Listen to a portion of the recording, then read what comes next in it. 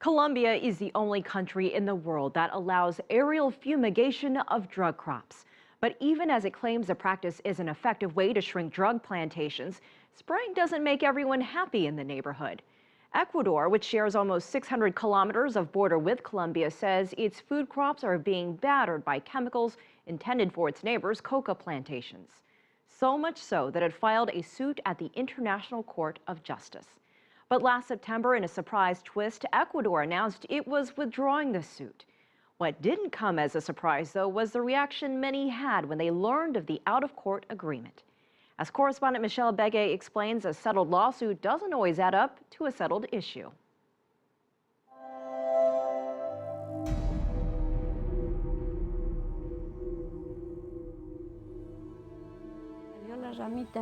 Ecuadorian peasant farmer Judith Irene Rodriguez has seen it countless times before. Raining glyphosate, the pesticide used in neighboring Colombia's aerial fumigations. This is what it did to us, and the spots would get worse, so this was how it looked. Our skin under the sleeves of our shirts would have smaller spots, but we would scratch the itch and it became one big sore. Rodriguez says she remembers the first time she saw planes fumigating along the Colombia-Ecuador border. Whatever was absorbed, it burned our nose and palate as if to give us high fever. Ecuadorian residents who live within 2 kilometers of spraying sites suffer the same symptoms as Colombians living in fumigation zones. That's according to the Quito-based environmental organization, Ecological Action. We found in the beginning of our investigation that the contamination reached the population in different ways. It reached directly by contact because of the air, so we found problems with their eyes and skin. There was irritation. The other way was because of the consumption of certain products affected or even through water consumption. Dr. Adolfo Maldonado, who coordinated the study, says water sources are easily contaminated in these communities of the Sucumbíos province, as residents drink rainwater from open wells or the river where contaminants easily fall. Everyone, even I, have been sick with body aches and headaches. My wife has a book with all the conversations with doctors. They took all the records and nothing happened. I don't know what they did. I even gave them blood. They said they would be returning in a month with medicine, but they never returned.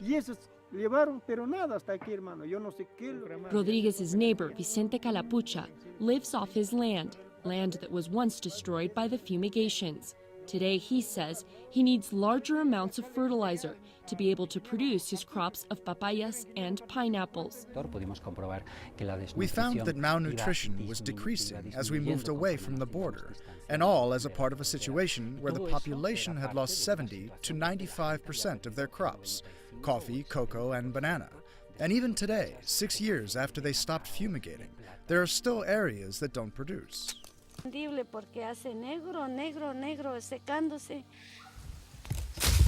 Yuca farmer Maria Inés says even long after the spraying ended, the disease brought on by the contaminants stayed in the soil. Look, it is spoiled. I put a lot of work into watering and fertilizing for nothing. Recently, Ecuadorian farmers got word that Colombia will start fumigating near the border again. Daniel Alarcón, the head of the Federation of Peasant Organizations in the Ecuadorian border zone of Sucumbíos, says they are at odds on what to do next. We need to fertilize the soil, but to spend money is useless. The government needs to fix this if they want us to stay. Otherwise, it will be impossible to live off agriculture. Non-government organizations say their biggest concern is the psychological effect aerial spraying has on children. During Dr. Maldonado's visits to the border regions, he noticed children drawing stark pictures of what they had witnessed. The children believe the impacts were directly on them, not the trees, fruits, and weeds. So when a Colombian politician or a military official says that there are no damages, however the kids are drawing this, whom do you believe? Isn't it said that kids always tell the truth? In 2006, the United Nations Convention on the Rights of the Child expressed concern, quote, about environmental health problems arising from the usage of the substance glyphosate in aerial fumigation campaigns, as these affect the health of vulnerable groups, including children. Daniel Mejia, former head of Colombia's Presidential Advisory Commission on Drug Policy, co-authored another report that said glyphosate had harmful side effects. Es un estudio que mira los efectos de la aspersión sobre la salud. Those people living in coca growing areas and that are exposed to spraying areas in illicit crops have a higher incidence of dermatological diseases, and there is a greater percentage of abortions in this population. This one says, "My little brother died when he was 1 month old.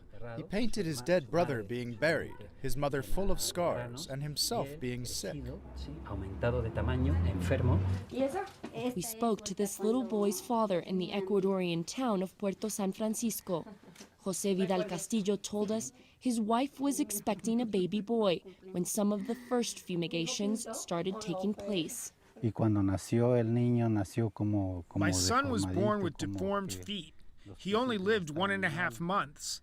This happened to 6 others in the community, too.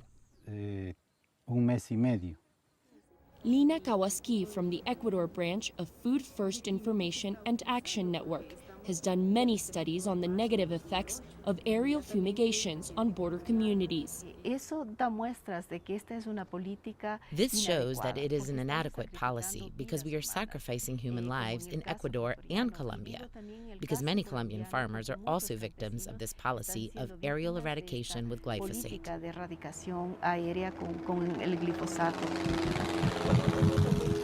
Glyphosate is the active ingredient in Roundup herbicide used routinely all over the world. So why is it causing so much harm in Colombia and Ecuador? Experts say the key is in the concentration.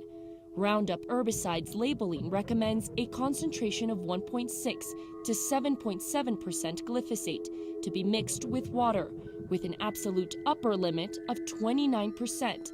But the mixture used in Colombian aerial fumigation contains 44% glyphosate, 55% water, and 1% Cosma flux.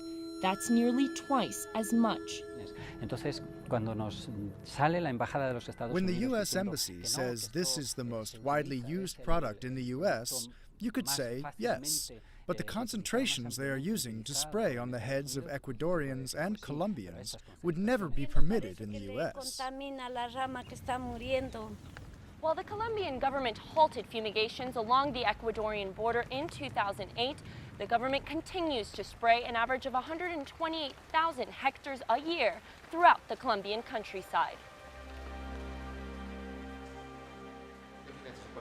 Colonel Miguel Tunjano Villarraga of Colombia's anti-narcotics police points to the war on drugs under Plan Colombia.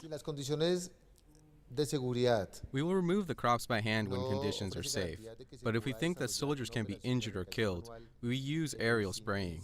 In some cases, legal crops are affected, but we provide financial compensation to those who lose their crops. Most telling in Daniel Mejia's study, though, is not evidence that fumigations produce collateral damage, but that the technique is largely ineffective. To eliminate 1 hectare of coca, it must be sprayed 7 to 10 times. That is very low effectiveness. And the cost to send a plane, the helicopters, and others, the cost to spray 1 hectare is between $40,000 and $50,000. Then imagine you fumigate 10 times to eliminate it. That's a very high cost.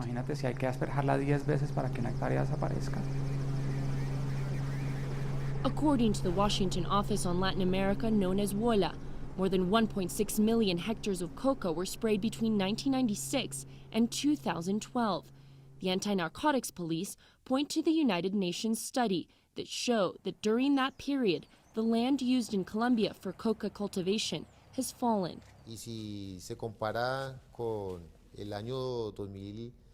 During 2000, we had the highest rate of illicit crops in Colombia. Today, that has decreased 50%. That indicates that the spraying is very efficient.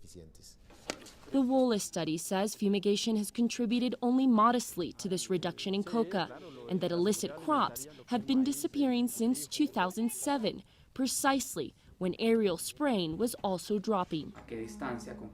Daniel Mejia says the Colombian and United States governments know about the studies arguing fumigation's ineffectiveness, but believes those findings have fallen on deaf ears.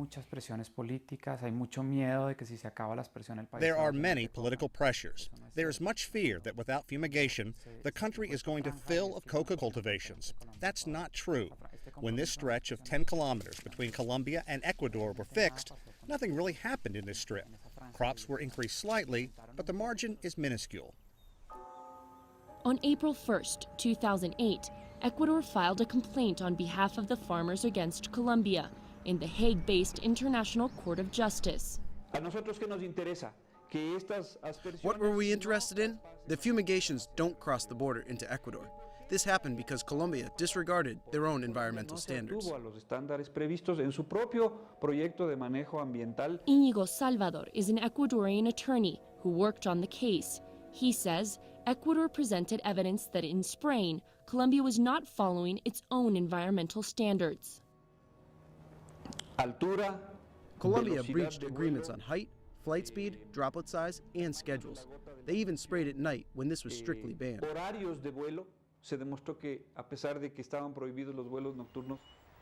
In September 2013, after more than 5 years waiting for a final hearing at The Hague, everything changed. Once we learned the news through the television networks, the affected population wrote a letter addressed to the president, requesting information about it, asking for transparency. The document dated September 9th, 2013, and signed by both countries' foreign ministers, say they had come to an amicable agreement. The settlement stipulated Colombia was to pay $15 million in compensation to be invested in areas of Ecuador affected by the aerial spraying of coca crops. The Colombian government also pledged to gradually reduce its fumigation zone. It would carry out fumigations over the next year within 10 kilometers off the border, but narrowed that strip to 5 and eventually 2 kilometers within 2 years. Colombia is the absolute winner of the agreement. Ecuador retracted its lawsuit, and Colombia received authorization to spray in a territory where they previously could not.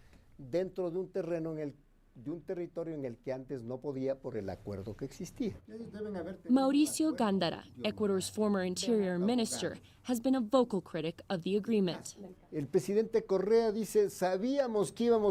Correa says, "We knew we were going to win, but if we knew we were going to win, why did we retract? And not only that, we gave Colombia free rein to fumigate." Carlos Gustavo Arrieta was appointed Colombia's agent in the Hague lawsuit. Colombia had some very solid evidence that fumigations had not caused any harm to Ecuador.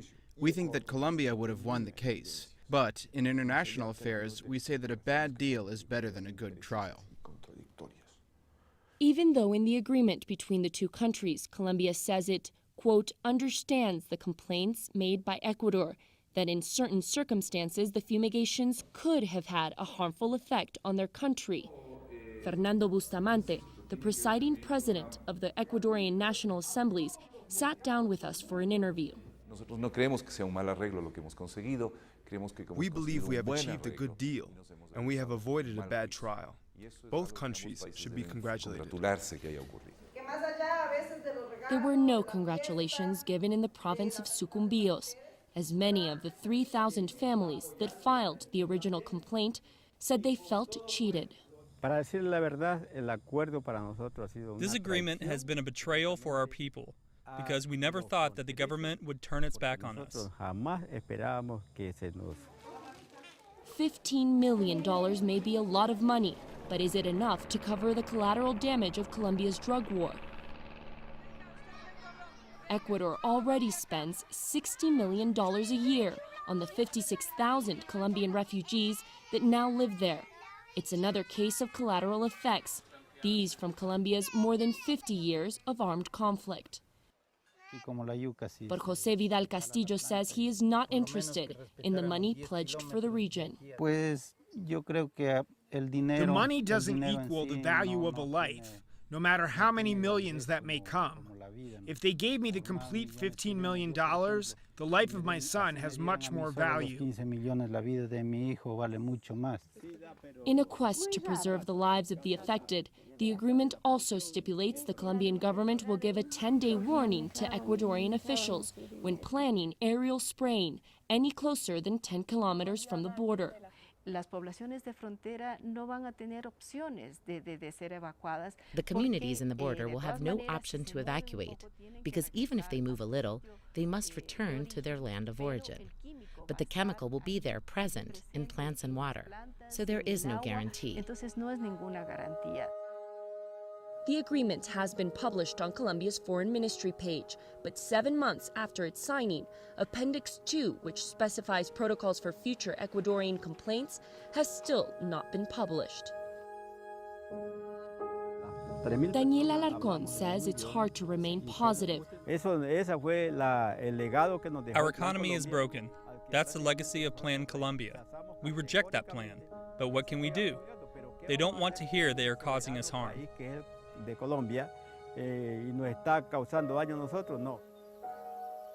For now, all that these families can do is wait and hope that luck sways their way when the next round of spraying begins.